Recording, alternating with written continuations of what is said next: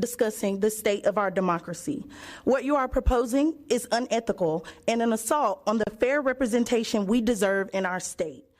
I came from my farm this morning, fed the animals, and was hoping to work on my barn, but it was more important to be here. And frankly, the manure is deeper in here than in my barnyard. Let's say the quiet part out loud. This is the Southern agenda. History will remember these votes. This is a racist map. Those were just some of the many public comments shared by North Carolinians at an October State Senate committee hearing. They're talking about a new congressional map passed that month and that'll be used for next year's elections. Republican lawmakers who drew the map argue that it's simply to gain another seat in Congress. But advocates and voters say it's an attempt to disenfranchise and punish the state's black voters. Welcome to Shoresides, where we explore coastal North Carolina's past, present, and future to promote community resilience. I'm Lena Hong.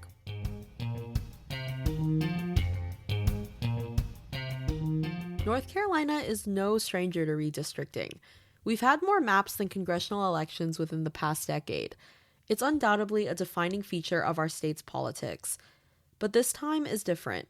For the first time, state Republicans have redrawn the congressional districts at the request of the president, not the courts. It significantly changes the makeup of the 1st Congressional District, where North Carolina's Black Belt is. The Black Belt is a cluster of historically and currently majority black counties in the Northeast. In this series, I'm tackling one of the biggest ongoing issues in our state and how it's playing out in the Black Belt. In this episode, I'll set the scene for redistricting in North Carolina and talk about the legal efforts against the latest map.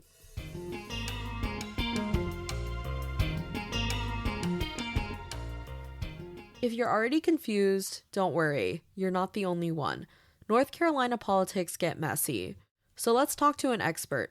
Christopher Cooper is a political science professor at Western Carolina University.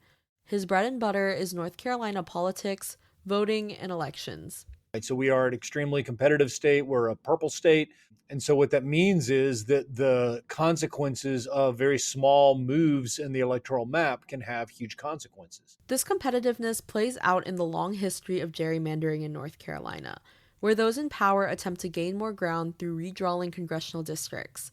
But to be clear, redistricting is a normal practice. The way it should work in sort of schoolhouse rock terms is that every 10 years we count our people who live in the state. We distribute them the following year and say, okay, we're going to draw up some maps that distribute those folks equally. And then the elections ending in a 2, we're going to have a new map. And that map is going to hold in 2022, 2024, 2026, 2028, 2030, and then we'll rinse and repeat the process. But this is where it gets messy.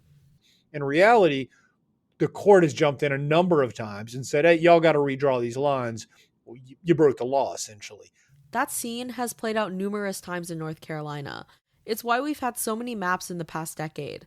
It's also worth mentioning that North Carolina is the only state where the governor cannot veto electoral maps, which is why redistricting becomes complex and drawn out.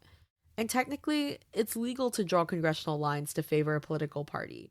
The Republican Party says, look, we are redrawing these lines. We are making the 1st district less competitive for Democrats for one reason and one reason only, because of partisanship, because we, the Republican Party, thinks it's better to have more Republicans in office, and we want to follow Donald Trump's agenda. But advocacy groups and voters think that it's not about party, but rather about race.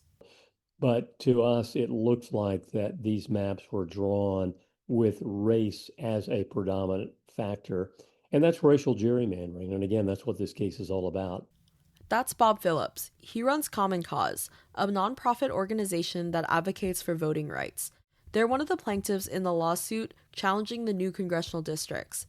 If the map is racial gerrymandering, then that is illegal, under the Voting Rights Act of 1965. It's denying black voters in northeastern North Carolina an opportunity to elect someone of their choice. And for the first time in a generation or more, we are going to see potentially the 1st congressional district represented by someone who is not a person of color. The lawsuit is actually a combination of cases challenging congressional maps from last year, with added complaints about the latest map passed in October. A panel of 3 federal judges heard Common Cause and other plaintiffs' arguments in late November in Winston-Salem. The panel ruled in favor of state lawmakers on both maps. The decision on the latest map came right before Thanksgiving. All judges were appointed by Republican presidents. I spoke to another one of the plaintiffs, Dawn Daly Mack. She lives in Northampton County, where she's the president of the local NAACP chapter.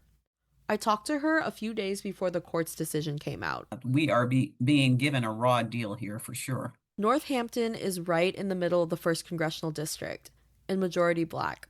Well, I see that, the party that is in power right now are trying really hard to make sure that the people in this area in the Black Belt no longer have the ability to select our own elected officials. And judges agree with Daly Mack that the new maps will make it more unfair for Black voters in the Northeast, but they said it wasn't enough to be considered unconstitutional. If Common Cause, Daly Mack, and the other plaintiffs decide to appeal, the case will go straight to the Supreme Court. The filing period for congressional candidates has begun December 1st as scheduled, but the lawsuit could cause other hiccups as we get closer to Election Day. Certainly, North Carolina has a history of moving back candidate filing periods and even primary elections for just certain races, and that could happen. But ultimately, the injunction was a long shot and a temporary solution. Phillips says that what the state really needs is comprehensive redistricting reform. That's ultimately what's needed. Otherwise, we're going to be in this never-ending cycle of bad maps being adopted and people like us being plaintiffs challenging the bad maps and hopefully getting relief from the courts. It's in the interest of both parties to pass something. No matter how you cut it, the issue takes up time, money, and effort, that of which could maybe be used elsewhere. And Phillips says it's at the cost of our democracy. And ultimately, I think what we see are fewer people vote, fewer people are engaged. It is corrosive to our democracy. I'm Lena Hong for Shore Sides. Thanks for listening.